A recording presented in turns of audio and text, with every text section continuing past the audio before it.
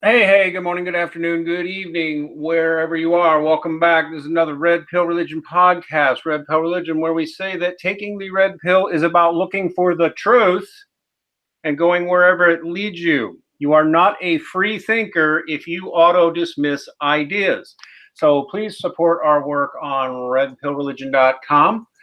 Where you'll see that we daily post articles and videos, sometimes of our making and sometimes that people submit to us. So please check us out on redpillreligion.com, where you'll also see our PayPal, Patreon, Bitcoin, and maker support donation buttons. Yes, we need your spiritual as well as your financial support. Please find us on Gab AI at Red Pill Religion. Please find us on Maker Support at Red Pill Religion.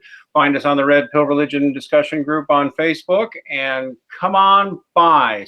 And here on YouTube, we're still flying under my legal name, Dean Esme. For this channel, we will be renaming the channel soon back to Red Pill Religion. By the way, that is my legal name, but all my friends call me Max, and so you can call me whatever you want, but I like Max, actually. So it's a complicated legal thing going on. Don't worry about it. So come on by anytime. Give us a like, give us a subscribe, and tell your friends or enemies.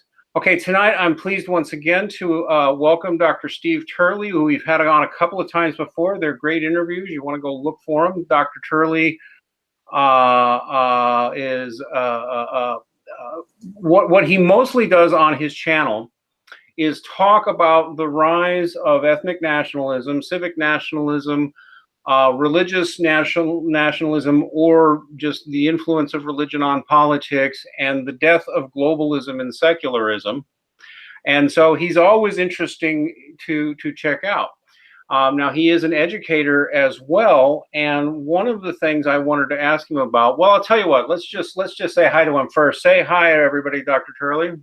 Hello, everybody. Hi, Max. It's great to be back with you. Now, one of the things that's interested me for the longest time, one of the things that's interested me the longest time is the effects of the secular education system, by which we mean, for the most part, the government-run school system, which has gotten increasingly more ideological over the last few decades. I'm an old guy. I'm even older than Steve Turley, which is hard to believe. But I remember thinking to myself 20, 30 years ago, man, the kids who grew up in this school system are going to be so messed up by what they're taught. And lo and behold, they're in their 20s and 30s now, and some of them are listening to this podcast. Man, a lot of you guys got messed up by a terrible education system. And it's hard to know how to undo that damage, especially because if you go to the internet to learn things, you're going to run into all kinds of crazy stupid there as well. I mean, some really good stuff too. But and one of the things I've noticed with Dr. ฐ์ᵃᵃ is that he's been recommending to homeschool parents and others who are interested in education how to get a classical education, one that's unpolluted with this modernist dogma, and that has stripped out a lot of useful stuff in it. And you talk to a lot of educators about that, don't you, Dr. Steve? Oh, absolutely. It's in many ways, classical education is one of the hottest trends that are going on in our culture today. In fact, it started with Doug Wilson, if I recall, back in 1981 in Moscow, Idaho, which is a school that he started out there after reading Dorothy Sayers' The Lost Tools of Learning, her exposition on medieval classical education. He sort of brought it back, started a school there, and then they started a few more schools. And by 1994, there were 10 classical schools across the country. Since 1994, some estimates are that classical schools have blown over to over 500 in our country. They're in Europe, they're in Africa. We're seeing the return of a kind of classical education in Eastern Europe, particularly Georgia, Russia. And so there's no question, classical education right now is one of the hottest trends going on in our culture. Let's talk about what classical education is for a minute, but we're going to go into more detail on it.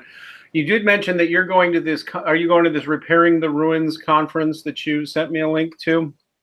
Yes, yeah, I'm actually speaking there. I'm doing a couple of workshops at the conference there. That is sort of the premier national classical conference that's held every summer, third week of June. I believe it's June 20th to 23rd. It's in Dallas. And it is 3 days of all things classical education. It's pretty amazing, pretty wonderful. Lots of curriculum, lots of workshops, lots of pedagogy advice and the like. So this would be something that anyone who is interested in getting involved in classical education, definitely an event they'd want to attend. Okay, but this event is not going to be if you're trying to educate yourself or figure out what direction to send your kids in. This is going to be mostly for educators and that sort of person, right? Well, not necessarily, because we get a lot of parents coming to this as well, parents of students and students themselves. You see actually a lot of students there too. So no, they do try to make it accessible for everyone. It's certainly it's educators, professional educators. They have administrators tracks, as it were, but they also have things that are thoroughly applicable to homeschooling parents or to just anybody who is interested in classical education in general. Oh, okay. So, all right. So if you that's something to look into. We have included the link in the low bar. Where's that going to be again? It's going to be in Dallas, Texas, June 20th to 23rd. Cool. Well, that's something to look into.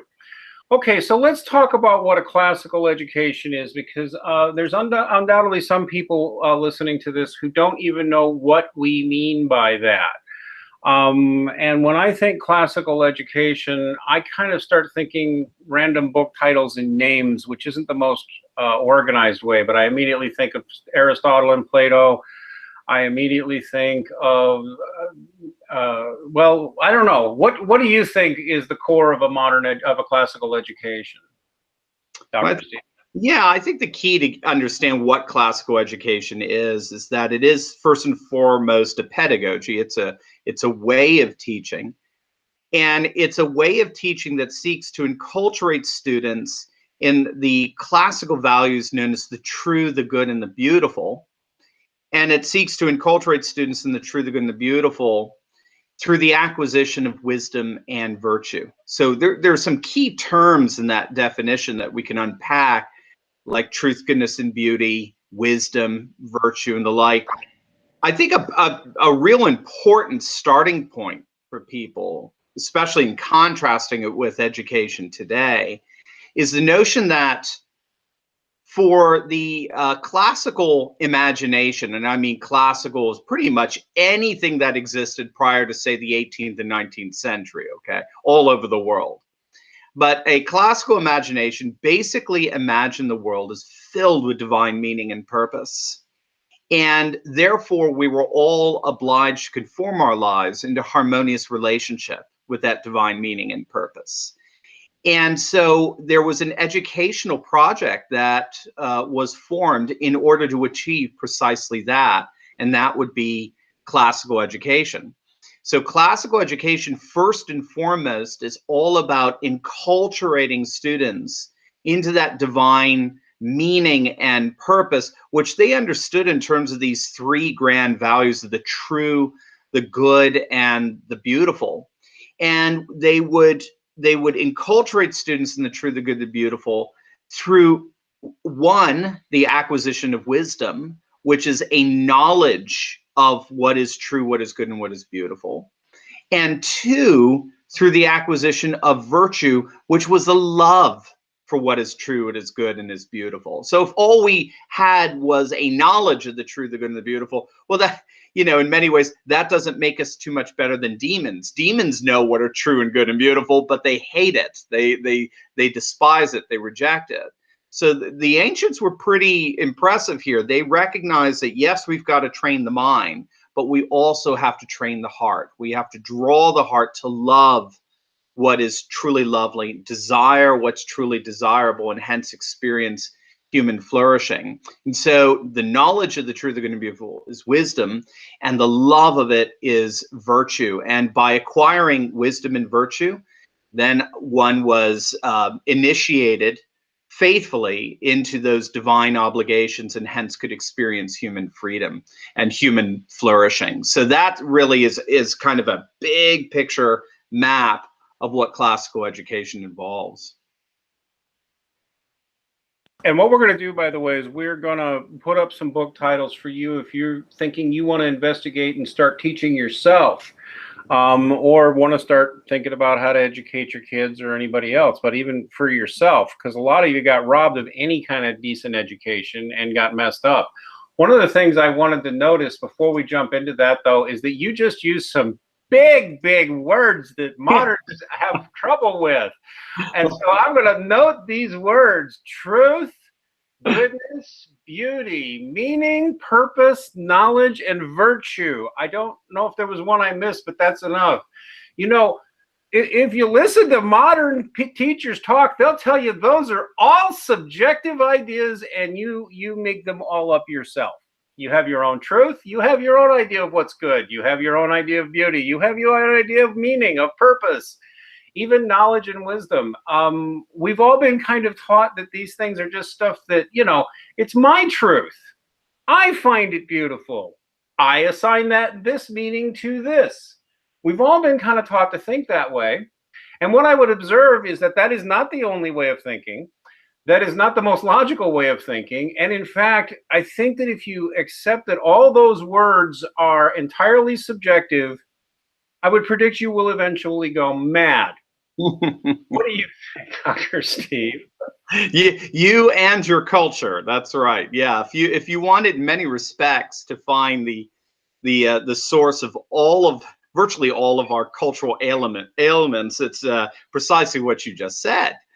You take what the classical world believed was the essence of a truly educated person. You take that and you, in effect, throw it away. You reduce it to purely a matter of opinion, a matter of preference, a matter of subjectivity, and that's it, nothing more. And therefore, there's actually nothing to learn about it. That's the key. If the true, the good, and the beautiful are whatever turns me on, then there's nothing for me to learn. And therefore, they cannot form me or shape me. As a matter of fact, I don't even quite know how facts actually form me and shape me. The ancients believe the only thing that ultimately can form us and shape us is a real encounter with the true, the good, and the beautiful on the one hand, or its opposite, which they would call was epithumia, which is lust, which is a love of what is evil and what is false. So those are so the moral is highly formative. The aesthetic is highly formative in our lives. And if we don't have that, then I think inevitably we fall prey to the latter, the evil, the false, as opposed to being evoked towards the former. Yeah, and when I look at these words, I know that some in the audience are going to say we're trying to sneak Jesus and the Bible in here. And while that's not necessarily a good thing, a bad idea, it's actually not so. These concepts, I mean, I don't know, they've been refined in various ways by Western culture, which we ought to just call Christian culture, because that is actually what Western culture is. I hate to break it to some of you guys, but I mean, most of this came from pre-Christian. A lot of this came from pre-Christian thinkers like Socrates, didn't they?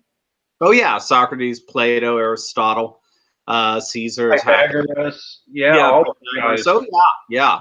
The church has always been very, very accommodating to these things, especially when you look at the early schools in Alexandria and Edessa, Antioch, Rome, the 2nd, 3rd, 4th centuries. They were all classical Christian schools. They were schools that saw the works of someone like Pythagoras, Plato, Aristotle as the scientists of the day. And so they were able to see the world through the categories that they provided, but they radically transfigured those categories in distinctively Christian terms. So Plato didn't think a lot of, for example, the body. He believed the body needed to be, chucked off like the husk of a corn or something, and then the soul needed to be freed. So the body in the physical world was an impediment to our spiritual growth. Christians actually turned that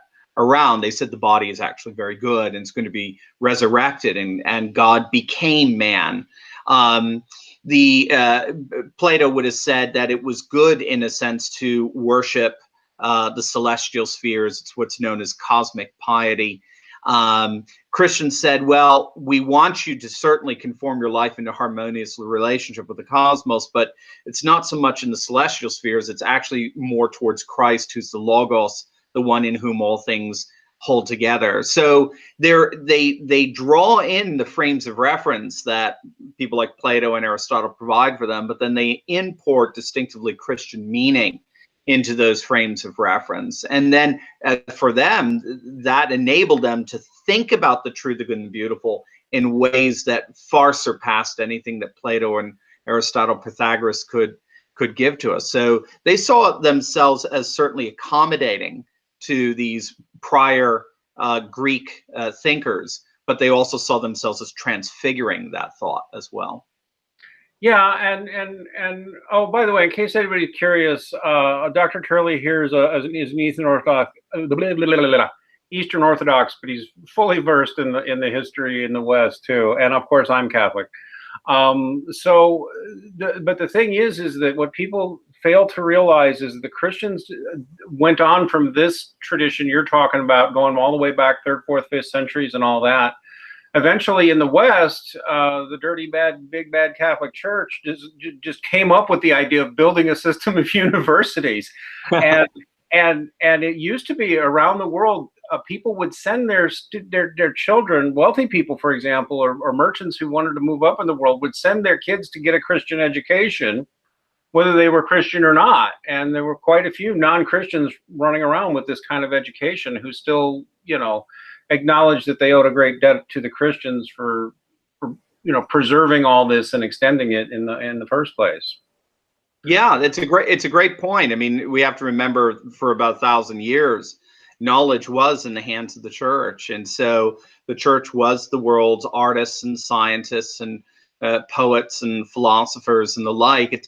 It's really actually a bit sad in many ways when you look at modern contemporary Christianity today, that sometimes I wonder, if it's not quite rightly mocked by the secular world because of how reductionist and how myopic it's become. When you read someone like an Augustine or a Gregory Nyssa or an Athanasius or an Aquinas, their cosmic theology was precisely that. They were thinking about how Christ is the Logos, the one in whom all things hold together, and therefore the totality of reality is being reconfigured around Christ, and that's how we've been told to think, and that's what an educated person was, as a person who could understand the world in its totality as being reconfigured around Christ, not these very private, personal, dare I say, conversionist kind of myopic frames of reference. I mean, God bless those things. I'm not like, it's not like I hate it, but I just think if it's just considered in and of itself and the rest is just, we don't need that, all I need is my personal relationship with Jesus, well, then somebody else is going to define what that science is and that poetry is and that art and that music and the like. And man, some of it can be pretty nasty. And it becomes very subjective, whereas a classical frame of reference and a classical education assumes there's objective things, that there's objective truth, and that there's objective beauty, and that there's objective wisdom, and there's objective knowledge, and that these things aren't all subjective after all. And so it gives you a more stable framework to work with. Even if you want to disagree with them on something, you know what you're disagreeing with. Right. Dr. Turley has brought out another big word that I'm going to go ahead and spell out, and I'm going to go ahead and diverge a little bit and explain this word because it's a critically important word, logos. Sometimes we call it the Logos. Catholics these days and some others are beginning to use the phrase divine Logos a lot.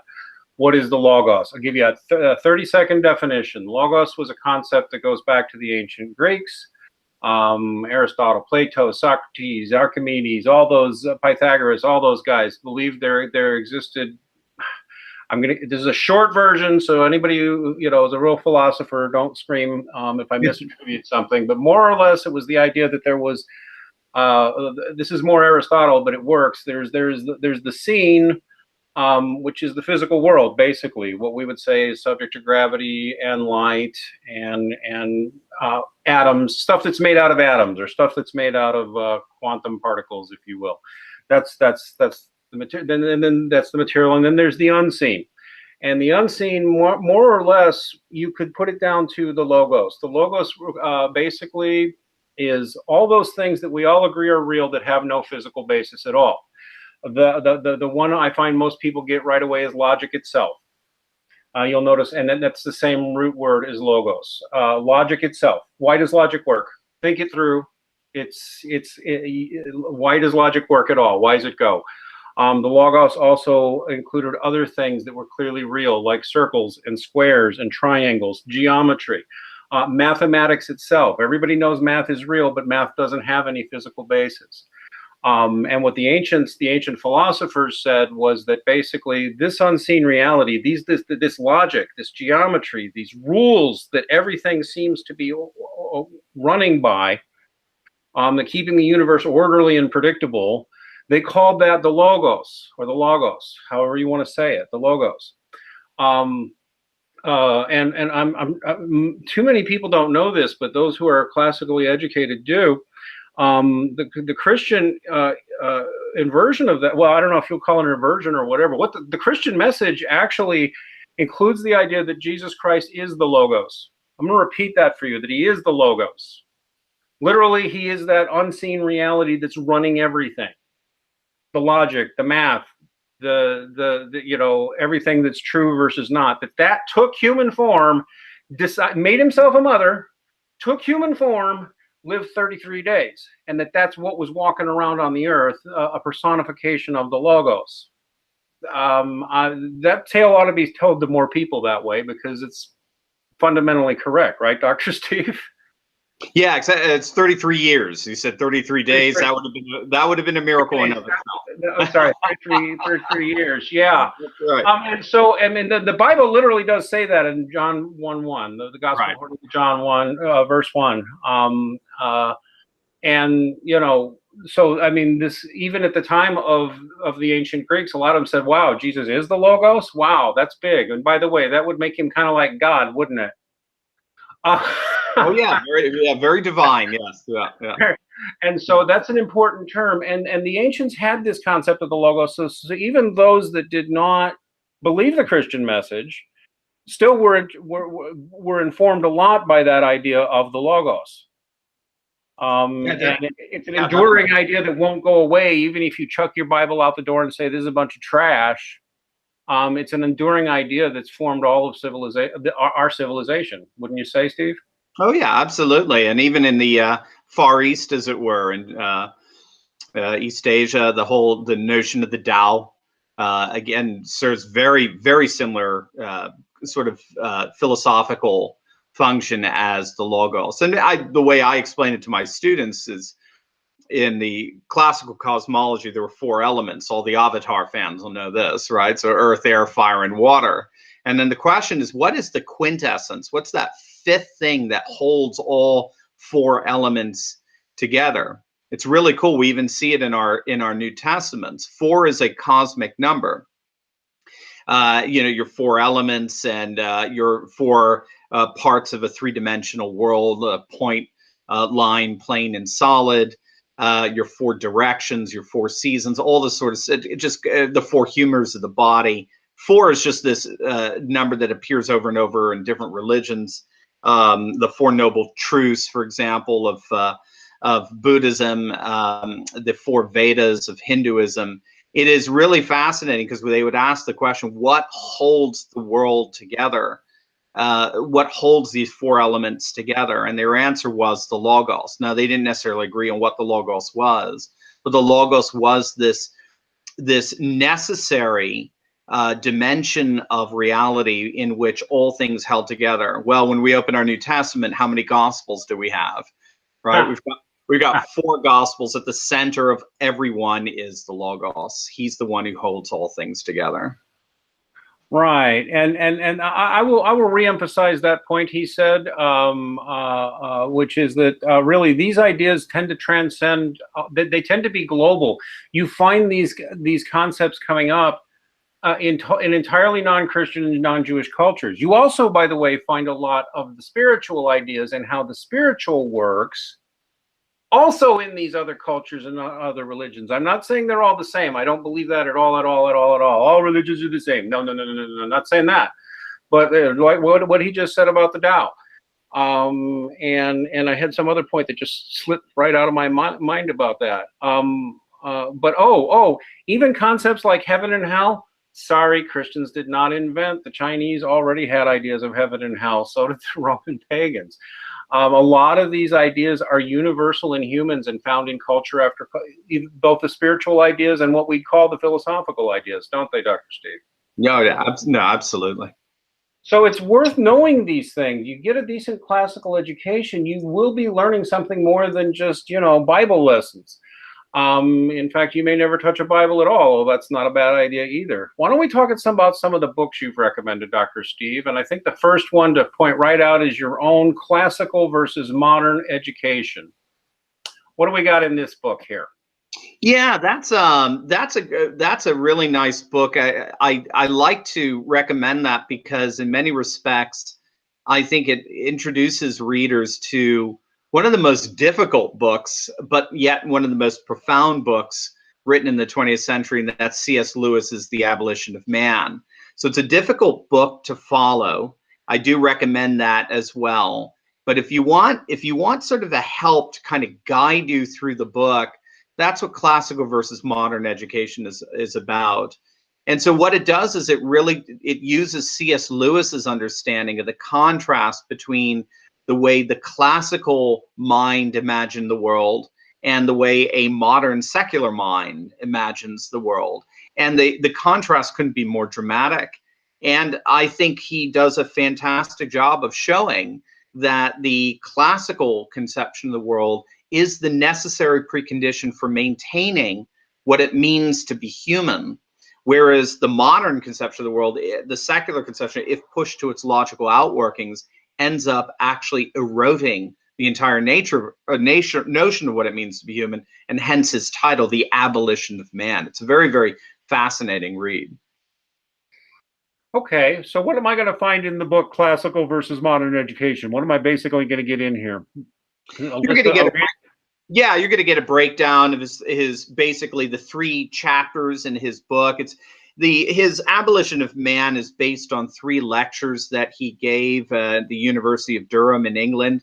Okay, we're talking about the Abolition of Man. No, I was asking first about your Classical versus Modern Education book. What am I going to pull out? Yeah, so Classical versus Modern Education is a bit of a primer on the Abolition of Man. So Okay. Yeah, they're both interrelated. So what I'll do is I'll take the Abolition of Man and I break it down in bite-size, form.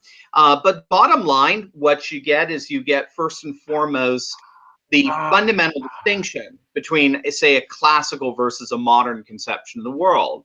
The classical conception of the world, as we talked about earlier, believed that the world was filled with divine meaning and purpose, and therefore we were all obligated to conform our lives into a harmonious relationship with that divine meaning and purpose. And then so the fundamental question was, how do I do that? How do I conform my soul into a harmonious relation with that divine meaning and purpose? And the answer was through wisdom and virtue. But the modern mind asks a very different question. The modern mind does not see a world filled with divine meaning and purpose because we've redefined knowledge solely in terms of scientific rationalism. We see a world solely of biological, chemical, and physical causal laws. So we're not interested in conforming our souls to the divine meaning and purpose of the world. Instead, modern man asks the question in an inverted fashion. Modern man asks the question, how do I conform the world to my own desires and my own ambitions? Well, wisdom and virtue aren't going to help you in that. But what will help you is if you tap into those institutions that operate by the mechanisms of manipulation, namely science and technology. And so what Lewis saw is he saw 2 fundamentally different conceptions of what it means to be human. One, meaning being human meant acquiring wisdom and virtue. In the other, being human meant acquiring competence in technique and manipulation. And so the book starts from there and draws out these 2 different worlds and the logical outworkings of each. All right. If I were to digest that down to what I think I understand now, and I get it, it's rather clever, Dr. Steve. The Abolition of Man is actually, a lot of people love C.S. Lewis, but a lot of people actually don't. I happen to be one of those people who finds him, don't wince, Dr. Steve. I actually find him dry and, Yeah. and boring much of the time. And that's just me, because it's pretty cool too, though, because I tell my Christian friends this, but I also assure them when they have a good C.S. Lewis quote, I usually like that quote a lot.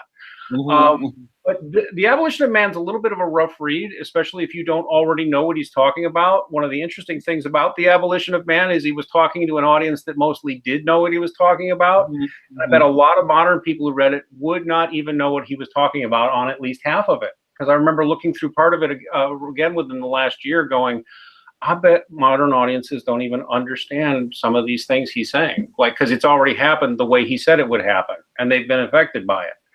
Because what these essays that he wrote in the Evolution of Man were mid-20th century, more or less, and he was foreseeing where we would go in the future and what would happen to people, and a variety of a bunch of essays. Like his stuff on the men without chests is very apt, because I've met them, and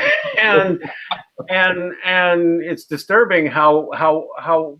You know, I won't say it's a work of prophecy exactly, but it's actually very insightful. And I'm sure a lot of people thought he was an alarmist, but quite a bit of what he said was happening to people's minds, to their ability to think clearly, to all of society's ability to think coherently.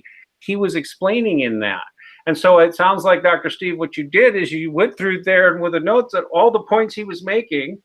What would some good books and other things to read to fix that be? Is that kind of what I'm going to get in your book? Yes, absolutely. Absolutely. You're going to get this, you're going to understand why it is, from one of the great literary minds of the 20th century, why it is a classical education is a true education. It's an education that fosters a true humanity, and why modern education, for all of certainly its technological advancements and the like, it nevertheless has such an enormous hole within it that it actually risks abolishing our humanity. That's what you'll learn. So I don't necessarily need to read The Abolition of Man to read your book, although it's not bad to read The Abolition of Man. But if I buy your book, I'm going to get some useful guides on other reading to go do to make myself understand these ideas better. Everything we've been talking about. How do you accumulate wisdom? How do you accumulate actual knowledge? How do you distinguish objective truth and objective beauty? These are things you would get out of a classical education. And this book will probably give you a real good start as to where to start looking to learn these things. Because I'm telling you right now, the title of this hangout is correct. If you're into the whole, if you're from the secular education system and you're saying things like, well, truth, whose truth?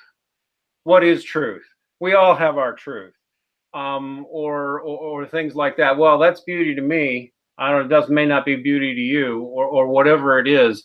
You may, especially as you get older, you'll probably notice more and more, you get more and more incoherent, and plus getting anybody to agree with you on any of those things becomes more and more impossible. Start learning these classical ideas, which have shaped some of the greatest minds of the last, most of the greatest minds of the last several thousand years.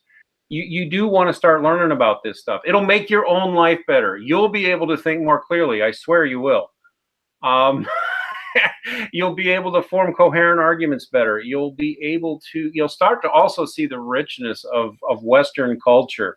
I've noticed there's a lot of like atheist seculars talking about preserving what they call the West. Yet what they seem to think the West is I don't know, 2002 United Kingdom or something, and that it's America circa 10 years ago, and that's what the West is. And no, this is the way you go to find out what the real history of Western civilization is, and to see what your actual intellectual heritage is. Or so I would say. You recommended a couple of other books, Dr. Steve, something called Awakening Wonder, A Classical Guide to Truth, Goodness, and Beauty. I love those names. Oh, looks like you wrote it too, with a David Dieter. Yeah, yeah. That might be the one I would dive into right there. I probably need to buy that. Go ahead, tell me about it. I'm pretty shameless promoter when it comes to classical education. My own writings, because largely I wrote books that I thought needed to be written, that filled a niche there, and so I just naturally draw that. I do teach a course where I actually use this book, and my students always they always laugh when I hand it out to them. And whenever we read it in class, I'll tell them, you make sure you take out the greatest book ever written if you don't mind.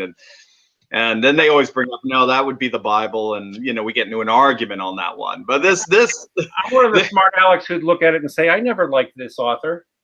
Yeah, I get plenty. I get plenty. Yeah. No, but this Awakening Wonder is an introduction to those three cosmic values that we talked about, of the true, the good, and the beautiful. So in the classical world, truth, goodness, and beauty were objective values. They existed out there before they ever exist here or in here. In our skulls, right. Yeah, that again, without that, we would never have had a Bach, Mozart. We would never have Rembrandt. We'd never have Debussy. We'd never have Shakespeare. We wouldn't have we wouldn't have the architecture that we have, particularly the Gothic architecture, Byzantine architecture. We wouldn't have the notions of government. We wouldn't have any of these things if we didn't believe that there was real truth, real goodness, and real beauty out there that we're supposed to learn about and then conform our lives to. And so this book gets it's kind of like part two.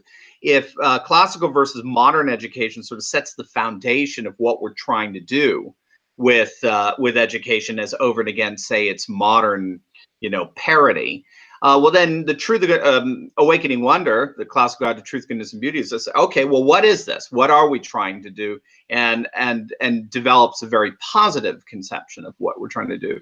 So it gets into truth as the revelation of reality, goodness as the meaning, the purpose, the goal of that reality, and beauty as the loveliness, the delightfulness, the delectableness of the true and the good that draws us up into an encounter with the true and the good. So in other words, the world in which we live is not just true, it's not just good, it's also beautiful, it's delicious, it's wonderful, it's sweet, it's enticing.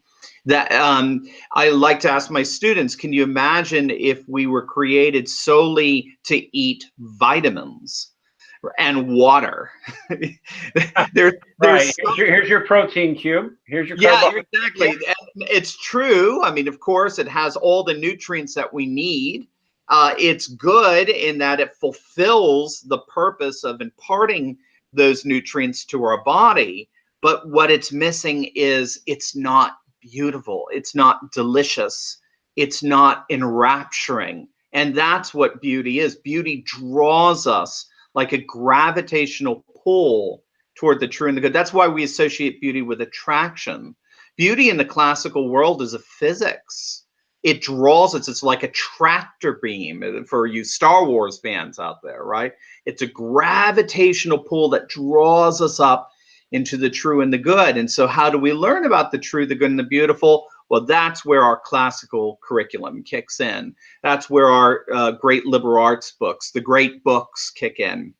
That's where the great art and music and poetry and the study of mathematics and science and architecture and cosmology all kick in.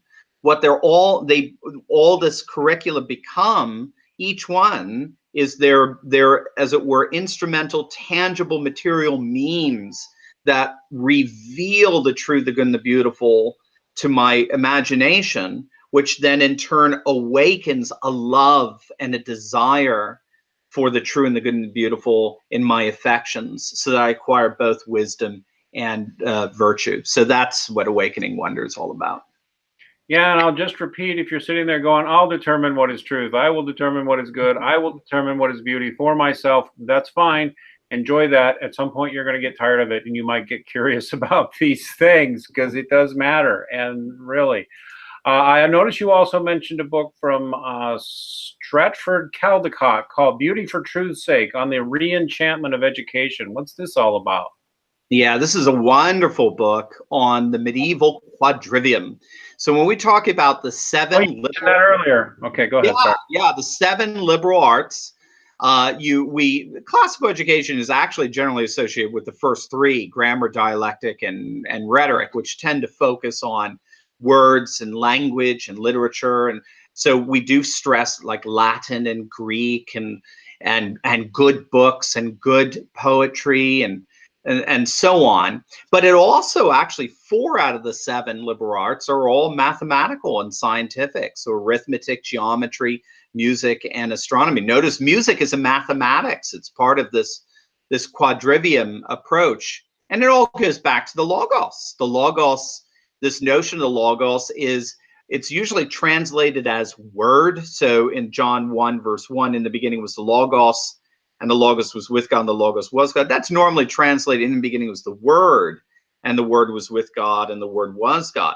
But it's interesting, if you go into the classical lexicons, as it were, it also had a metrical sense to it. So we still to this day use it that way when we're talking about logistics, for example, and even to a certain extent logic. Logic is, especially formal logic, involving variables and equations. So it's not just, the logos isn't just a word, but it's a word that orders and creates symmetry and proportionality. So in many respects, our curriculum, even to this day in modern education, when you list out all the different subjects we're learning from, they could all be boiled down, when all is said and done, to word and number. Just think of our SATs today, right? Sure. So you're going to have your vocab section and your mathematical section, word and number.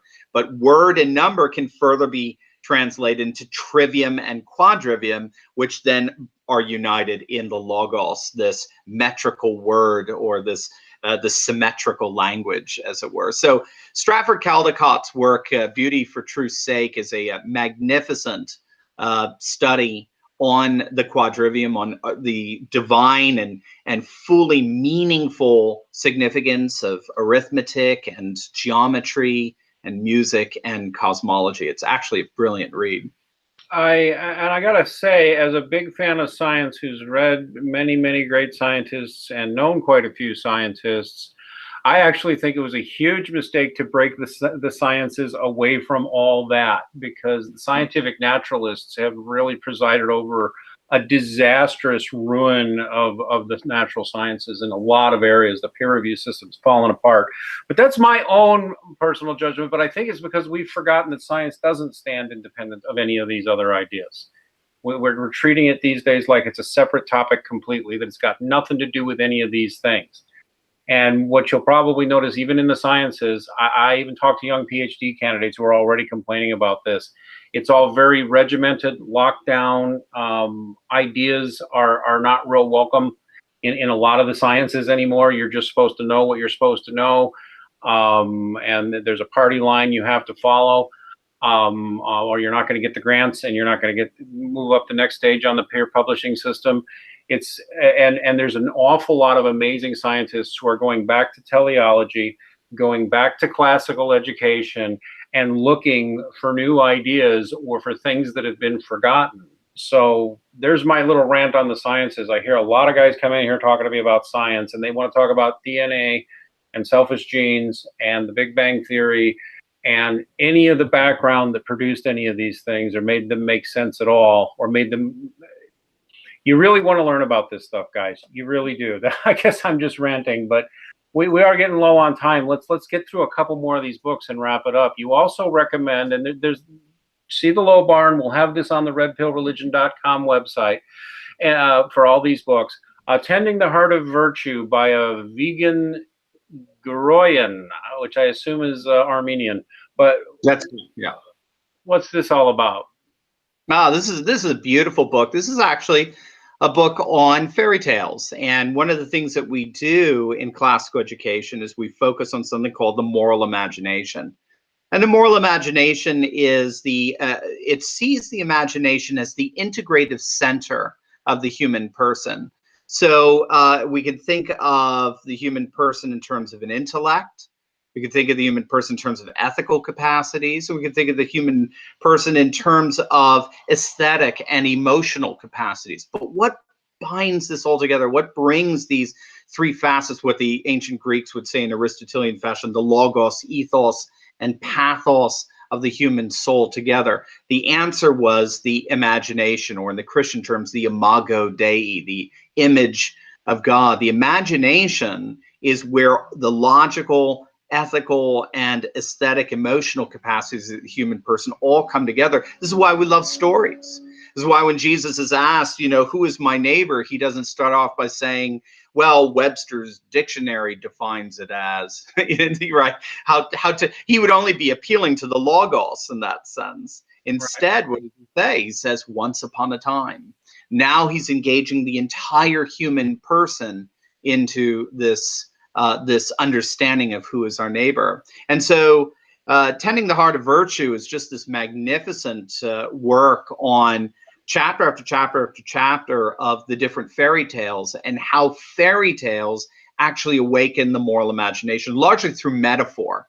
So we learn things like Cinderella or Sleeping Beauty. These are all retellings of the Christian gospel, particularly Sleeping Beauty, where it involves resurrection and the slaying of a dragon and the like by a rescuing prince. We learn about Pinocchio and the hardness of the wood, signifying a hard heart of disobedience, and then the transfiguration of Pinocchio into a true human, a resurrected self, as it were. Charlotte's Web on the nature of friendship, particularly as Aristotle understood the notion of synusia, the friendship between a teacher and a student, a mentor and a disciple. I mean, we could just keep going on and on with it. The Little Mermaid. I mean, these Little Mermaid is just one of the most magnificent stories. Again, what's so interesting is you find out how bad. I mean, I know I crush a lot of hearts when I say this, but how bad Disney was in its production of these movies. Not so much like the Cinderella or Sleeping Beauty, the early ones, but in terms of like what they did with the Little Mermaid, I mean, it just completely changed the storyline and all the. By the way, don't get crushed, everybody. It was still a fun movie, okay? He's not there you go. There you go. It was still a fun movie, but if you really want to know what it's all about, right, you got to read these books. And Tending the Heart of Virtue will do it for you. Again, a lot of these are primers for you that are going to kind of ease you into this, and then you can find what you want to pursue at a deeper level. Yeah, there you go. Okay. And again, virtue. What is virtue? If you think it's all subjective, think again. He also recommended this book simply because this is a great book, by the way, called Orthodoxy. And by the way, read lots of G.K. Chesterton. Yes, he's Catholic. You don't have to be Catholic with him if you don't want. But he's a brilliant writer. Everybody likes him. He's very readable. He's very accessible. He's funny. He's insightful. Some will say he's not very deep, and that's fine. I don't even want to argue. A lot of people find him very accessible and enjoyable. You pulled out one called The Ethics of Elfland. Was one of the essays in here that you liked particularly? Yeah, it's wonderful. The Ethics of Elfland is Chesterton's understanding of or his defense of the notion that we were actually created to be astonished and astounded. And what he notices, one of the fundamental differences between the way we used to know and the way we know now, in terms of knowledge, is that in the classical world, knowledge was rooted in astonishment. It was rooted in wonder, like awakening wonder. It was rooted in awe of the divine mystery of the world around us. In the modern age, knowledge is rooted in doubt, in a strange kind of Cartesian exercise that we go through where we think we can doubt everything until we find that which can no longer be doubted, that is indubitable, as it were. And therefore, somehow, some way, my doubt is going to be dispelled when I encounter that which is able to remove doubt, which is generally, as Chesterton says, scientific rationalism. And so what he does is he contrasts two worlds. One world rooted in doubt and skepticism that ends up killing itself because eventually it becomes doubtful and skeptical of itself. Versus Yeah, versus a world that is rooted in astonishment, a world that's rooted in awe and wonder. We were created to be astounded. That's one of the great themes in the ethics of ᶑᵉ. I'll tell you what, guys, too, we talk about professional skeptics here all the time, and what he just said there is so astute. If your entire worldview is based on doubt and skepticism, you will whittle your world down into nothing and then wonder why everything sucks so much. Just so you know, learn another way of thinking other than being cynical and skeptical. There's ways to learn these things. And finally, let's get into this last one here: recovering the lost tools of learning, an approach to distinctively Christian education. What does Douglas Wilson have to tell us on here? Well, this one I definitely had to include just because it is it gives us the important, I think, sort of milestone of where all this came from. Doug Wilson is the one who basically got the renaissance of classical education going again. And in Recovering the Lost Tools of Learning, he tells that story. He tells how it happened. He tells about all the difficulties involved in giving our kids an education we didn't have. So we have to go through our own re-education program, as it were. And then he gives what he does is he shares with us the essay by Dorothy Sayers called The Lost Tools of Learning. Dorothy Sayers was a compatriot, as it were, a colleague of C.S. Lewis. And she talked about what education was like in the medieval period in terms of this classical model. And then there was a wonderful thing she said at the end: wouldn't it be wonderful if we could have this education again? But I doubt, we'll ever see that again in our lifetimes. Well, here you are. Her prayer was answered. And Doug Wilson has been instrumental in the renaissance of precisely classical education. So Recovering the Lost Tools of Learning is both, I think, a bit of a memoir of that recovery, as well as a recommendation explaining to people the basic gist of what classical education is.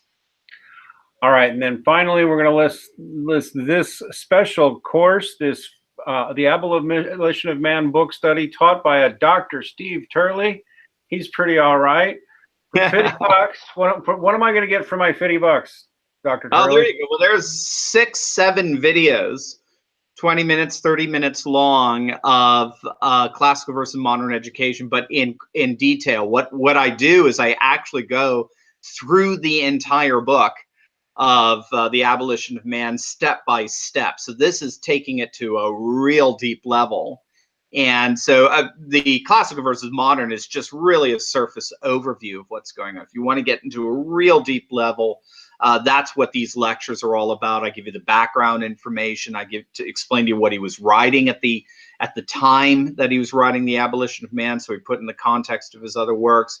We get into each chapter in detail, reading from the book, explaining the passages, and then we get into how much of what he predicted would happen actually did. That's one of my favorite sections in there. It's the last video on the fulfillments of the prescient element, the foresight that he had when he was writing this book. So it's a great course. I do teach that bit every year at the classical school. Excellent. Yeah, no, I'm going to say props. I really didn't get why when we started the interview, I'm like, why is he going on and on about the abolition of man? I didn't get it, but it finally clicked with me, because I have read it, and it really is a breakdown written by a very astute and intelligent man, and one of the great intellectual literary theological figures. Literary theological, is that a way of putting it? Figures of the last century or two, and was laying out all the trends in education that he thought were happening, and what we would lose if trends continued that way. And he was very specific on quite a few things. I mean, he had a whole rant he did just on the word I look at a waterfall and it's sublime versus I feel that it's sublime. It's sublime versus pretty, yeah. And, Yeah. and at first, I remember reading it many years ago and going, "What is he on about?" And now I Yeah. totally get what he was on about. Absolutely. And Yeah. there's lots of stuff like that in there, which is actually why, if you're not familiar with this stuff, you might not want to start by reading this if you're listening. But I mean, then after you've done a lot of this, go read The Abolition of Man. You'll probably see a lot of modern reality in there, because it's really like modern man was torn apart. He was abolished. He was turned into a pit of subjectivity and venal self-interest in all things. And we were torn apart bit by bit from that. And deconstructing that and putting us back together would almost seem like to be what your approach is. I'm going to I'm going to take the disintegration of modern man, and I'm going to put it all back where it belongs. That seems like it's basically what your approach is. There you go. Couldn't have said it better. Oh, hey, all right. All right, everybody. So listen, I really want to thank Dr. Turley for joining us. Please be sure to subscribe to his channel. Even if you don't agree with his politics, you will learn things that you're not learning in the mainstream media about what's really happening globally and what's really happening in politics, not just in the United States, but Europe, Asia, Africa. I haven't heard much about Australia yet, but I'm sure you'll get down there eventually. You know, China, India, you name it. There is a global resurgence of human spirituality. Secularism is actually dying off and seen widely as a failure by a growing number of people. Religion is making a huge comeback, whether you like it or not. I mean, it's not just Christianity; it's other religions too. Human spirituality does not go away. So even if you are an atheist, my strongest suggestion for you is that you learn how to make religious friends anyway, and you start educating yourself about these ancient ideas, because they're ancient not because they're old, but because they're enduring. Bad ideas don't generally survive really long.